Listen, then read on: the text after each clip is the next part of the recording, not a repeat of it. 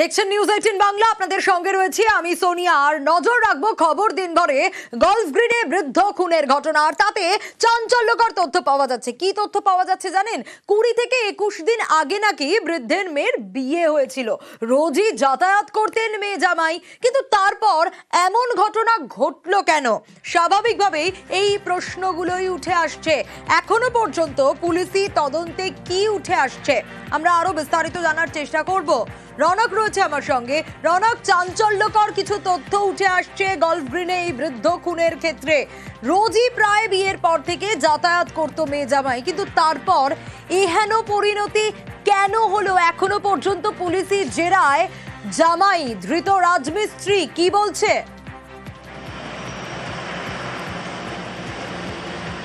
দেখা একেবারে বৃদ্ধাকে খুনের ঘটনায় তার জামাই সঞ্জিত দাসকে গতকালই পুলিশ গ্রেফতার করেছিল এবং তিনি সেই বৃদ্ধের হত্যা করেছেন এমনটাই তিনি স্বীকারও করে নিয়েছে। নৃশংসভাবে তাকে খুন করা হয়েছে। গত শুক্রবার দিন মেয়ে এবং জামাই এই বৃদ্ধার বাড়িতে আসে এবং তারপরেই মেয়ের সঙ্গে প্রাথমিক কিছু সম্পত্তিগত কারণ নিয়ে বচসা শুরু হয় বৃদ্ধার। তারপরেই দেখা যায় যে এই সঞ্জিত দাস একবারে ওপর থেকে ধাক্কা মেরে তাকে ফেলে দেয়। রক্তাক্ত অবস্থায় তাকে আবার ওপরে নিয়ে যাওয়া হয় এবং মৃত্যু নিশ্চিত করতে আরও একবার অর্থাৎ দুবার ওপর থেকে তাকে ফেলে দেওয়া হয় এবং তারপরেই মাটিতে লুটিয়ে পড়েন তিনি।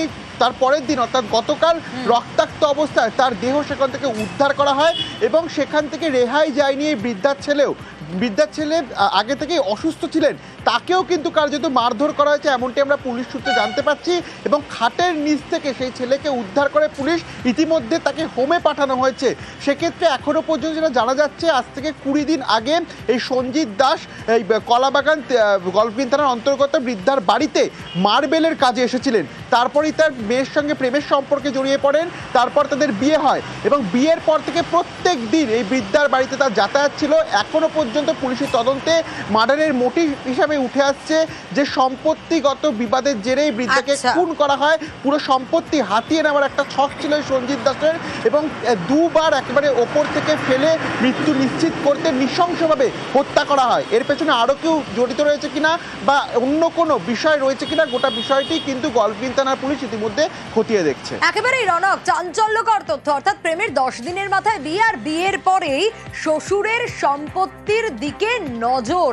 গোটা ঘটনা দেখাবো একটা ডিটেইল রিপোর্টে।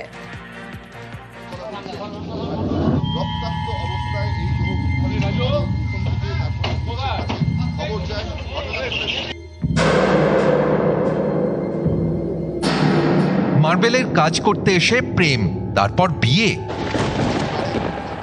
10 দিনের মাথায় বৃদ্ধ শ্বশুরের দেহ উদ্ধারে জালে জামাই। শনিবার সকাল গলফগ্রিন থানার কলাবাগান এলাকায় বৃদ্ধের দেহ উদ্ধার। নিহত কেন্দ্রীয় সরকারের অবসরপ্রাপ্ত কর্মী শ্রমিক কিশোর গুপ্ত, বয়স 75। নিহতের বাড়ি থেকে গ্রেফতার তার জামাই সঞ্জিত দাস। প্রতিবেশীদের দাবি, দিন 20 আগে শ্রমিক কিশোর গুপ্তের বাড়িতে মার্বেলের কাজ করতে আসেন সঞ্জিত। বাড়ির মালিকের মেয়ের সঙ্গেই প্রেম। দিন 10 আগে বিয়ে করে নেয় দুজন। তারপর থেকে শ্বশুরের সম্পত্তির দিকে নজর। 10 দিন আগে ওদের বালু ক্লাসের কাজ হয়, হওয়াতে ওদের সঙ্গে ভাব হয়, রাজমিস্ত্রির কাজ করতো। হ্যাঁ, জামাই রাজমিস্ত্রির কাজ করতো। বৃদ্ধা এখানেই থাকতো, অবসরপ্রাপ্ত। সম্পত্তি পুরোটাই মেয়ে ধরতে গেলে কিছুটা অ্যাবনর্মাল। 10 দিন মতো হয়েছে বিয়ে করেছে। শুক্রবার স্ত্রীকে নিয়ে শ্বশুর বাড়ি যান সঞ্জিত। তারপর কি হয়েছে তা জানা যায়নি। প্রতিবেশীদের দাবি, তাদের বাড়িতে গিয়ে নিহতের স্ত্রী বৃদ্ধ খুনের বিষয়টি জানান। তারপর প্রতিবেশীরাই বৃদ্ধর বাড়িতে গিয়ে তার দেহ পড়ে থাকতে দেখেন। সকালবেলা ওনার বউ আমাদের বলছে, এখানে দাঁড়িয়ে আছি আমি আর বাচ্চাটা নিয়ে, বলছে আমার মেয়ে জামাই মেরে চলে গেছে আর একটু পুলিশকে ফোন করে দাও। আমাকে সবকে ধরে ধরে রাস্তায় লোককে বলছে একটু পুলিশকে। ওরা প্রায় এরকম করে, রাজমিস্ত্রি করেছে, বাড়িতে কাজ করতে এসেছিল। ওইখানে কি করে বিয়ে করে একদিন দেখছি সিঁদুর শাঁখা সিঁদুর পরে চলে আসছে। শুক্রবার রাতে ঠিক কি হয়েছিল তা জানতে ধৃতকে জেরা করছে পুলিশ। তদন্তকারীদের অনুমান, সম্পত্তি নিয়ে ঝামেলার জেরেই বৃদ্ধ খুন। রৌনক দত্ত চৌধুরী, নিউজ 18 বাংলা।